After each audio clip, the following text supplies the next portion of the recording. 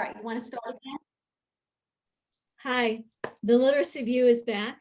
This is our last episode before we take a break and we will reappear in midsummer.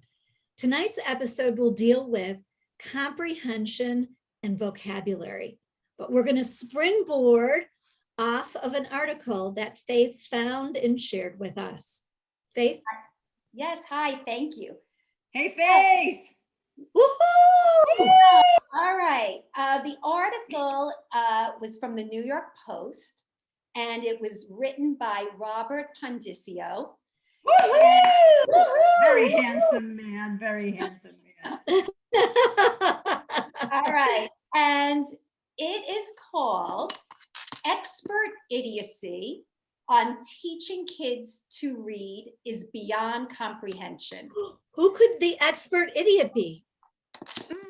Well, I wouldn't want to say a person, but let's just say it's an approach. How about that? Good. And it's all about, the Teachers College Reading and Writing Project. And of course, that was something that has been huge here in New York. And Robert wrote about how people might be upset that Lucy Calkins didn't really stress phonics enough, but really we should look a little bit deeper because the comprehension was not very strong either. So there's an expression, don't get rid of the baby with the bathwater, right? Well, maybe we should get rid of this baby. What do you think?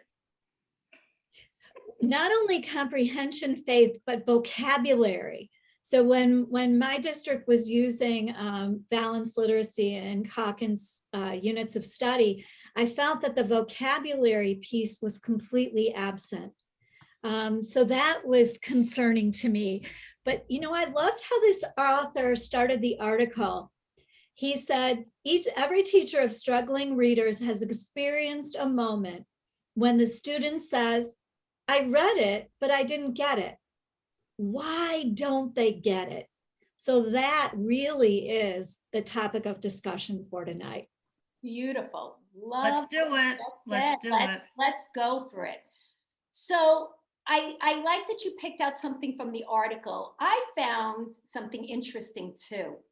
He said, when kids knew the topic, they could understand it.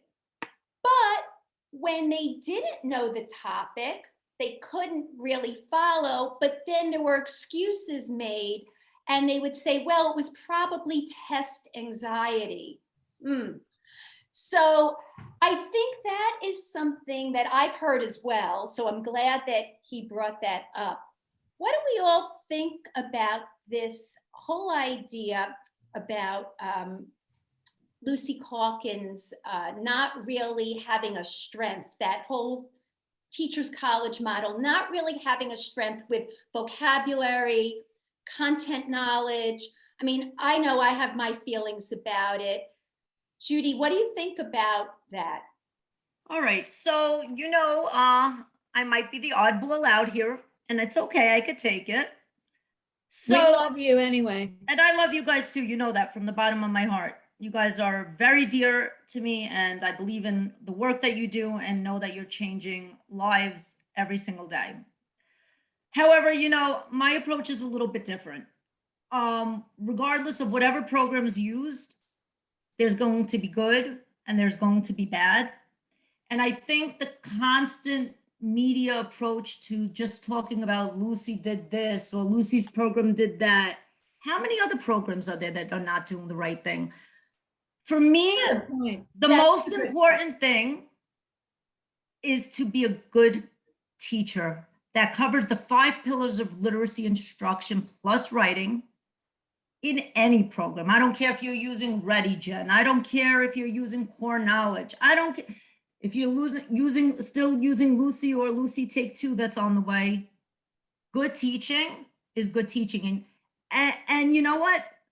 Maybe part of the problem was that, some teachers were putting more emphasis on vocabulary and doing that. Because I know when I was in the classroom, that was a very big component of the work that I did. And That's teacher, that's because you knew to do that. and I think But- that a lot of people know, no? Well, I'm thinking that's what gives you, you know, results all over the place. That's why you really can't compare, because it's up to the teacher, as opposed to core knowledge where it's really built in. It's very structured. At this grade, you'll cover this domain knowledge, this Right. type of vocabulary, and it builds. It's And they learn about real events and Yes. real places. Yeah, And- I hear you. And I see that with the geodes texts that just came, you know, are becoming very popular, that are aligned with foundations. And a lot of those texts are much more rich literature and rich texts. But I think that those kind of things could have been happening in a Lucy classroom too, right? When I actually never taught. Well, you know what? I would have to disagree with you, Judy, because. Wait, let me I just think- finish. Let me just finish. Okay.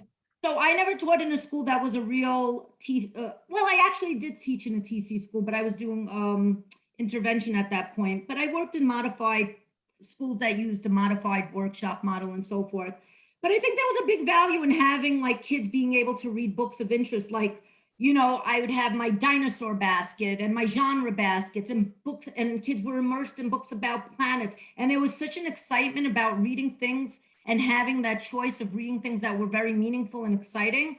I think that did have a value in my classrooms as well. And I know a lot of my students right now, God bless, they're graduating college and they're in careers already, you know. I've been teaching for a little bit of a while, 25 years, 25 years as of this June.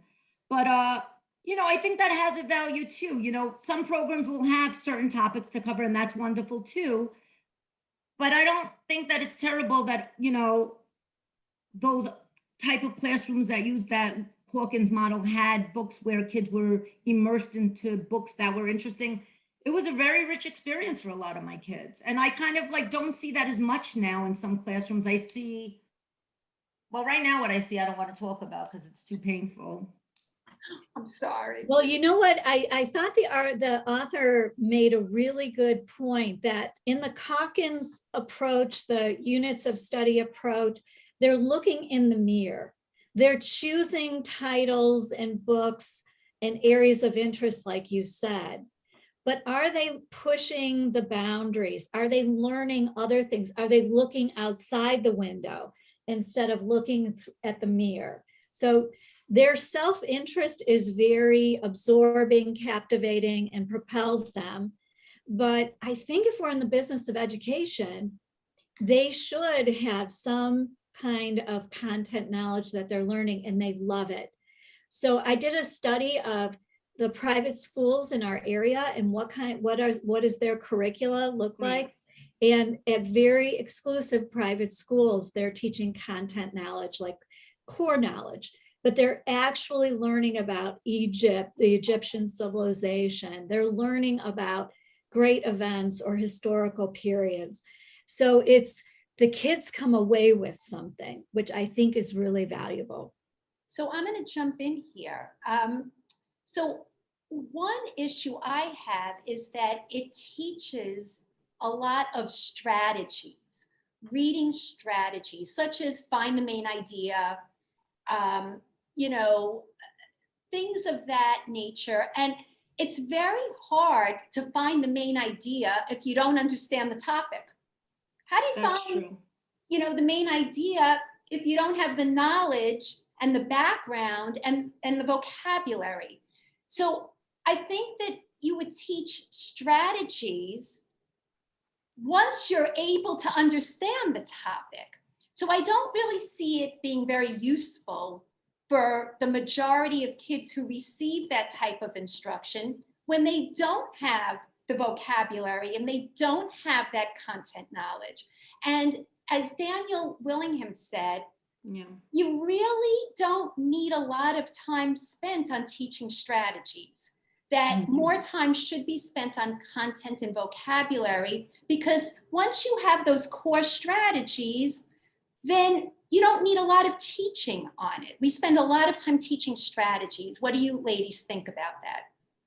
Well, I think that kids do need practice and strategies, but like, year after year, I see the same. There's some schools that have no curriculum, right? There's some, what is it called? Do it yourself. That's my all-time You mentioned that favorite. last time. I can't believe That's that. That's a bunch I of can't baloney. believe that's occurring. And in school. let's monitor that situation carefully, as we have in New York City.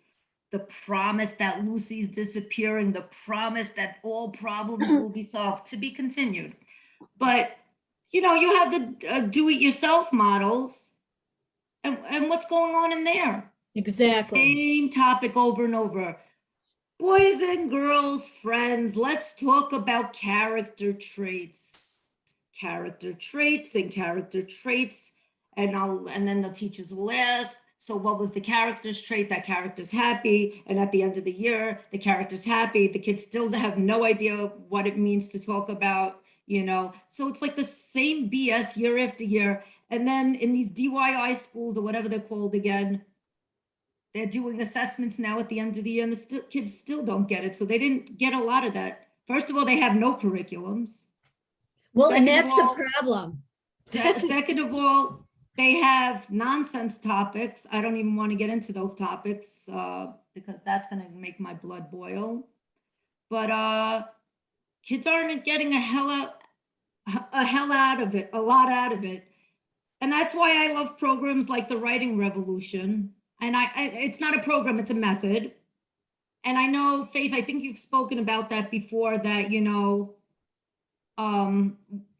why are these programs designed, that we have to look for additional methods, because, these programs should be well constructed to begin with. And I totally see that as well.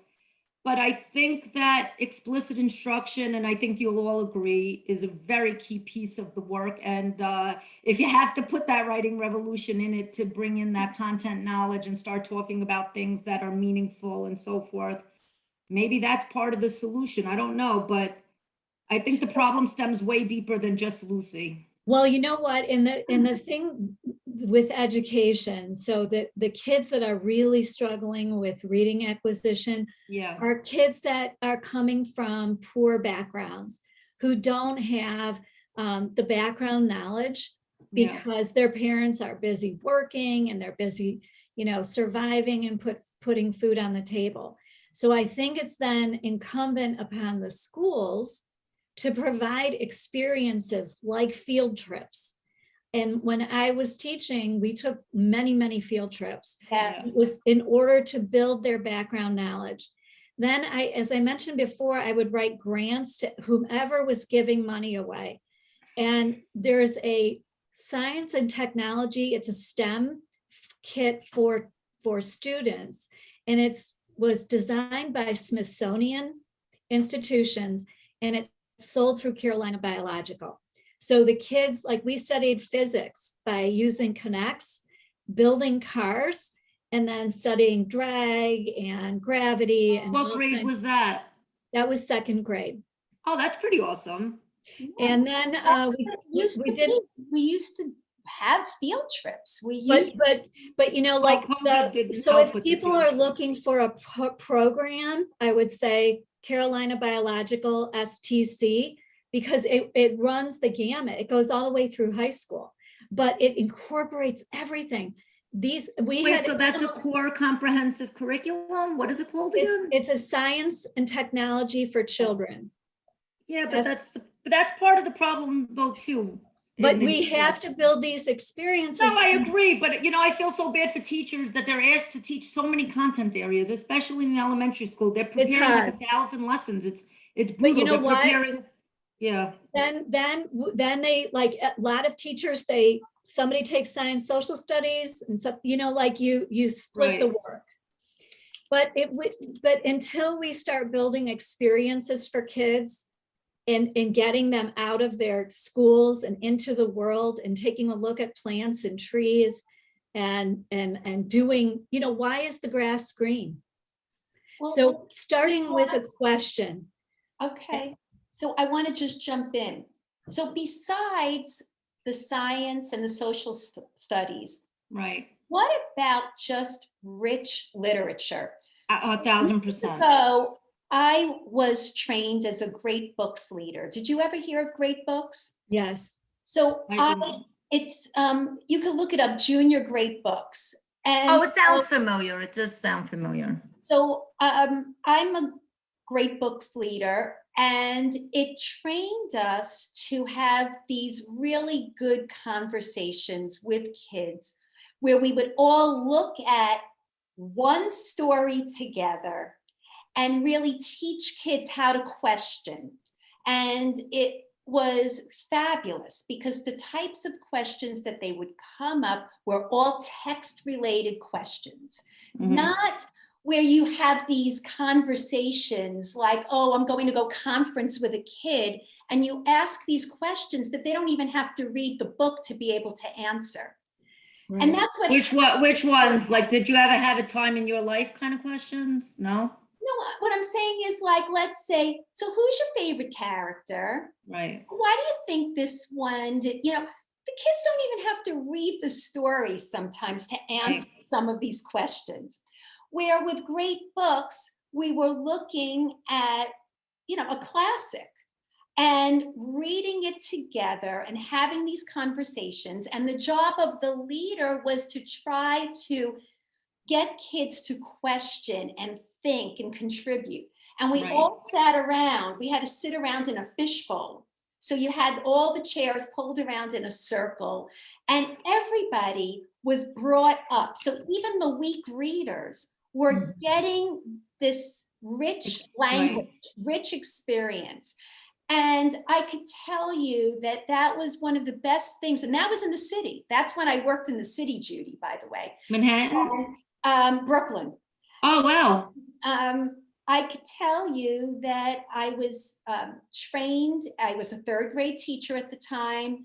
And I used that type of training throughout. But to me, like when you mention a name of something, Mary, I would say if people are looking for really getting into reading some great books, that's what it is, junior great books, and to be taught how to do that and how to lead and how to pull out the I love that suggestion. Yeah. And my part was the STEAM. And the nice thing about the Carolina Biological is that it already comes, Judy, in a box with every lesson.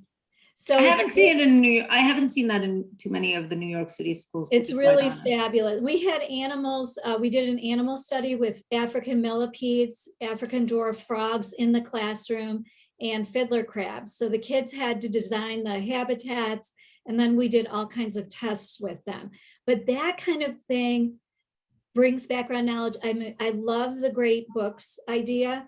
I think that it's all really, really critical that we give them as much exposure. I get it, but I can't say that I didn't see these things happening in workshop model schools. Like, I remember there being a lot of like National Geographic articles that students were reading, and the teacher would be modeling the lesson and looking with the students for key details and so forth. I thought that had value as well. No, do you guys disagree? Well, you know what, if kids are going into groups and they're in level books. No, this was not this was a whole group. Oh, this was using like a mentor text or something? Of course. And it was very valuable, kids seeing that explicit model. And that's what good teaching is. So even if you were using the Lucy program or a workshop model, I feel that if you were a good teacher, you were still going to give that explicit practice. And I know, I saw value in looking for that text evidence and details and having those oral discussions. And I hope that most people in Lucy schools were doing stuff like that too. I would assume so. Maybe well, I'm wrong. You know what? And I think you bring up a good point, because that was exactly what was happening with mentor texts and Lucy. You're absolutely right. The problem with it is it was like diving into a puddle instead of taking a deep dive. So some researchers say that we should be studying a concept for 2 weeks at least, vocabulary, background building. We did that years ago. So are you talking about, Faith, when you say that, are you talking about thematic units? Yeah, that's right. Thematic. That was very in style when I first started teaching. I actually worked in a district office where we were pulling together all different books under a theme. And let's say we were studying China. We had to bring all these different books, fiction and nonfiction types of books, and we built these thematic units. And of course, that went out, and then something else came in, and then something else went out, and something else came in.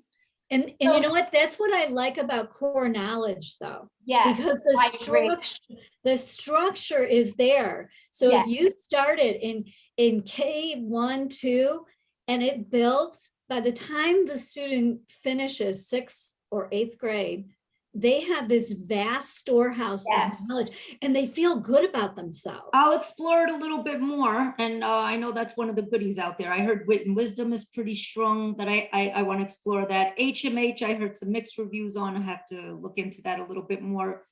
But, you know, the thing that I think that's concerning now, you know, I know a lot of people on the air might not agree with me or agree with me, but, you know, the pendulum seems to be swinging a little bit to bringing, you know, more foundational skills in phonics and phonemic awareness and so forth into the classrooms. And with a lot of those programs, and I know we've spoken about this before, when you look at a lot of these decodable texts, they're not all as exciting and rich in that vocabulary and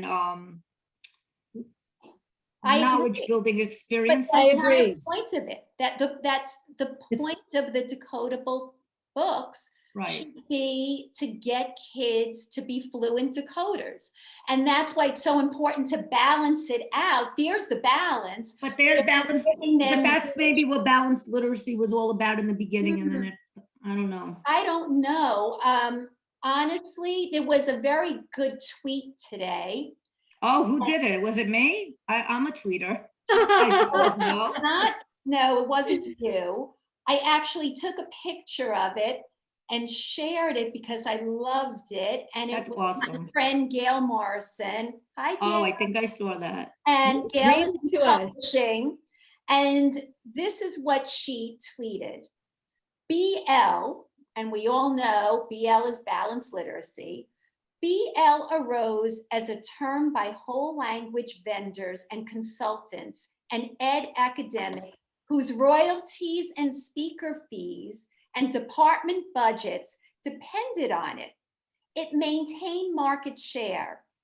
BL was and is used to placate all the people angry that whole language was very clearly failing tens of millions of kids. So it was a result, and I would 100% agree with this, that, you know what, once whole language fell out of favor, the term fell out of favor, they needed to save themselves. And that's how balanced. And you know, I don't know, we also had my friend Tim Shanahan that spoke this week on a similar issue, and he said on Twitter as well, balanced literacy is a political team. I have no idea what it means. Originally, it meant balancing some approaches the explicit instruction crowd preferred with those of the motivate kids to read crowd, meaningless. So, you know. Well, you know what? Let's get back to the topic, though. So you know what? Leave it to Mary. You know what? God bless you, Mary. You gotta rein us in, Mary. That's it. She's good at that. She's my fact finder. She knows her research. And yes, thank you for bringing it back. Well, you know what? Because we've talked so much about decodable books and phonemic awareness, phonics, but the author of the New York Post article makes the point again. He writes, words and the ability to decode them are just the tip of the iceberg. Right on the top. Comprehension lies beneath. Yes. So, and he brings up E.D. Hirsch Jr., who is, you know, the author of Core Knowledge. Right. But he said for education, this is E.D. Hirsch, for education to work as an engine of equity and upward mobility, we're all talking about equity, inclusion, and diversity. Schools must do all in their power to expand children's horizons, ensuring that they get a well-rounded education in science, history, literature, and the arts, access to rich knowledge and vocabulary that undergird literacy. Right on. Right on, we all agree. Yep. So the teachers watching though are asking, so that's why I brought up the STC kits and the great books, because teachers are wondering, okay, yeah, good. You said that. How do we go about doing that? And they might not have access to those programs. Let's remember that, Well, right? They core still might be knowledge- doing TC, or they still might, you know, the magical fairy says TC is disappearing. Guess what? It's not disappearing everywhere. So Well, what you do know they do? You can get download from Core Knowledge though. My good friend has done this in her second grade classroom. They have free resources. So she taught this whole thing about Greece. So That's it was, good. That's yeah. good that she had a nice principal or boss that said you could do that. But what about the teachers where they still have to do what they have to do? Yeah, I agree with you, Judy, 100%. There are So- going to be those situations. Thank you, Faith. I appreciate that. And I think that the point that I'm trying to make is, regardless of the program, regardless of who your principal is, make sure that you pay attention to having those rich vocabulary discussions, no matter what program you're using. It's a key, vital thing that all of our students need, not just our ENL learners. No more focusing on those pictures. Get those kids to decode those words, because you know what? Let's be honest. Decoding and meaning are the #1 goal for our children, so that they could fully understand and live a richer life. And the other thing is, principals out there, stop the nonsense with the do-it-yourself model. Stop controlling that the kids can't read regular books. I've seen schools where fairy tales are in the garbage, this and that. I don't know how you guys feel about fairy tales. I like some fairy tales. well, you know what? So that's that would be the great thing for a school district to come up with a structure saying, at kindergarten, we want our students to learn these topics. In first grade and second grade and third grade, do it yourself is never appropriate, because teachers are not curriculum But writers. who should be deciding on those topics? Well, you look at your state standards. And I you think look- that that's part of the problem, that people are looking and misinterpreting them, because if I'm seeing tons of books going, going Well, into I the think, garbage. Judy, that you have to ask yourself as a school district, what is the mark of a knowledgeable, educated person? What should somebody be able to leave school knowing? All of our business leaders who are listening, they want students who graduate who have some semblance of the world. All right, so what if I was a first-year teacher? I came to you and Faith and I said, guys, I want my students to have rich knowledge. I want them to come out with, those crucial pieces of information in their elementary years. What do I do? I would do what Mary said. Can you Go repeat to it? go to the Core Knowledge website, All right. and a lot of information is there for free. And so I think that's a good place to start, just trying to gather, information, try to see how you might structure it. Again, I think it goes back to the article as well, that when Pondiscio wrote this, he was talking about getting rid of this model because it does not address comprehension well. And so people are focused that Lucy doesn't have phonics, and maybe now she sees the light and now she's going to put phonics in.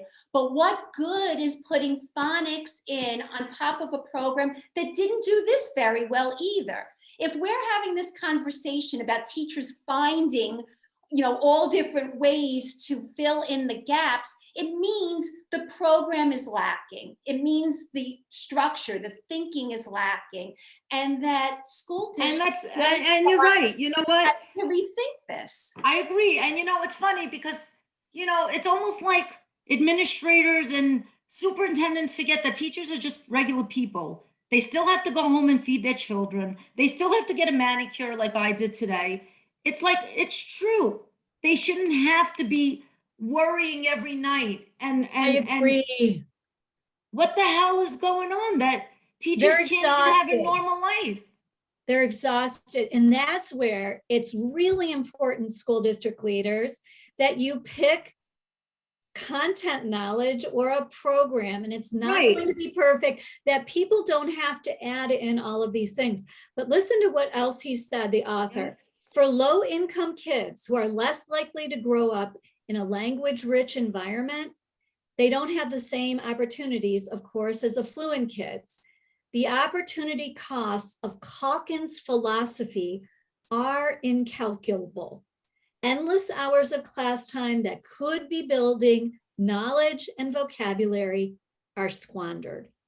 So I really think it's up to school district leaders to really dig deep and not only listen to the reps who are coming around from all the various companies and showing their shiny, glossy things, and really take a deep dive and think about what students should know. Can I thank both of you today? I think that you guys are really onto something, because I think this is an important time. We see that, you know, the foundational skills are becoming a priority. Those vendors are going to be coming to the schools running faster than the speed of lightning. Some people might fall into the trap. Oh, this is phonics. That's it. I'm buying this one, and not looking deeper. And I thank the author of that article in the New York Post as well, because the ultimate goal of reading is to be able to decode and understand. And I think it's a critical time right now that we think about it. And I also want to thank Faith for, I didn't get to look very deeply, but I saw that you put out something with some data, because every meeting that I go to for years, we hear about one program and another program, but they're not showing us the data. And I think it's very important for us to start looking at that data of what programs are working for similar demographic groups and producing quality results. I've been at the DOE for 25 years, and every PD, I'm waiting to see it. And I know Faith posted something this week. I don't know if you want to mention it or something like that, but I think it's very important. I want to start seeing the data, because talk is cheap. Data takes away that opinion piece because it's concrete, right? Well, that could be for another conversation. Right. Because that's a biggie. So we could leave that as well as some other things. So why don't we wrap it up? I think let's just have our last words and tie it together and call it a night. Let's do it. All right, go ahead. What do you have? Let's go first. You know what comes to mind? What comes to mind is the comedians like Conan O'Brien and some of the others would go up and interview people on the street and ask them a question. Who was Pablo Picasso? And they can't even, they have no idea about Pablo Picasso, or a different question, which is just a common knowledge thing. And then everybody in the audience is scratching their heads like, oh my God, I can't believe these people don't know there are 5 Great Lakes, or they can't even name the 5 Great Lakes. And I know you can look it up.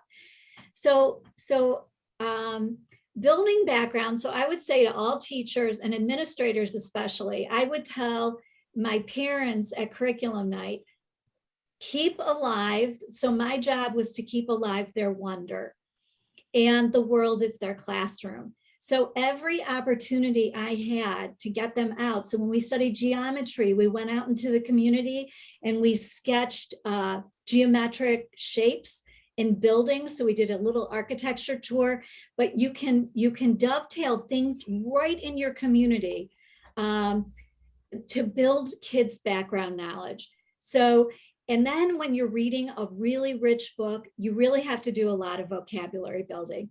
And in my practice now, I find if I show them a short YouTube clip or I show them an image from Google, all of a sudden they'll record it, but it really, that picture says it all. Worth 1,000 words, right? It's worth 1,000 words. So tarot was a vocabulary word. And for one of my Wilson kids this week, what's a tarot? Well, it's the bridle. So a horse's bridle, it's the circular rings that the strap goes through. So she drew a picture of a horse with the straps and the tarot rings. So it's important. John Hattie does a whole bunch of vocabulary strategies of how to build. So my kids would have to draw the picture, write it in a sentence, a synonym, an antonym, but you can look up John Hattie's vocabulary work. But administrators, I know you don't think field trips are, they're not to be done anymore, they are absolutely critical to every student's education, and they can get out in their city and discover it again, or maybe for the first time. Judy? All right, so for me, programs are programs. We don't always have control of all the circumstances in our lives, but we have to all become responsible for bringing that great vocabulary instruction, comprehension, decoding skills, all those 5 pillars of literacy into our classroom, plus writing, regardless of, many factors that are not within our realm of control. I think having a strong phonics program is a key piece of that comprehension piece, because it ties into that morphology and understanding the, parts of words. So that all ties into comprehension for me as well. Mhm. Also, take a look at Tim Rasinski's work with, looking at word ladders and word parts and meanings and so forth. I think that could be very helpful. But also take Mary's advice and Faith's advice. Get on that core knowledge website. I'm going to go on it, probably not tonight, because I got to relax a little bit, and think about something. It's, it's funny. Somebody at work told me, Judy, you got to get a hobby. Talk a lot about literacy. So yeah, just, there's so many things you can't control in it. And for a lot of you watching, it's probably so frustrating, that year after year, you're working with a program that's not working. Just do the best that you can, love yourself, and just go a little bit above and beyond and think, how do I get that vocabulary comprehension and those decoding skills and all of it to work, despite some circumstances that are not in the realm of your control. That's a great message. Yeah. So I think that once children are fluent decoders, we can't stop there. And I think that as Mary said about the tip of the iceberg, that's correct. And we have to start going deeper. And certainly when we look at what's in the schools now, kids do not get enough vocabulary. They do not get enough domain knowledge. So if it's not part of the program, well, we have to start finding ways to bring this in. And I would suggest looking at Marzano's work. That's a great place to look at the different domains of knowledge and bringing in different vocabulary words. So that's my suggestion. I think that all of Marzano's work is valuable. Many teachers have those books available. The idea now is pulling it together, and that should not be a teacher's responsibility. That's right. And That's right. it really isn't. It should be where we're given something that is substantive and that we could use easily in the classroom, rather than starting to design the curriculum at the same time when we're expected to teach. So I hope that Robert Pondiscio's message gets out there. I know it was in the New York Post, but I do think this is a message that should be shared across the country, because I just thought it was a great article and he absolutely nailed it. So thank you, Robert, because we based our whole session around your article. Thank you. Yeah. And one last thing, E.D. Hirsch, he wrote a book about content knowledge. So yes, you can get the book out of, yes, you can get the book out of your library, and he explains the whole background to that. You guys have so much knowledge matters. Yeah. The knowledge deficit, cultural literacy. So Knowledge gap. Yeah. And maybe we could also, like, not tonight, but maybe we could also remind our viewers on our Facebook group and so forth of all those great resources. I think that could be helpful. Also, guys, America, China, who else is watching us? Canada.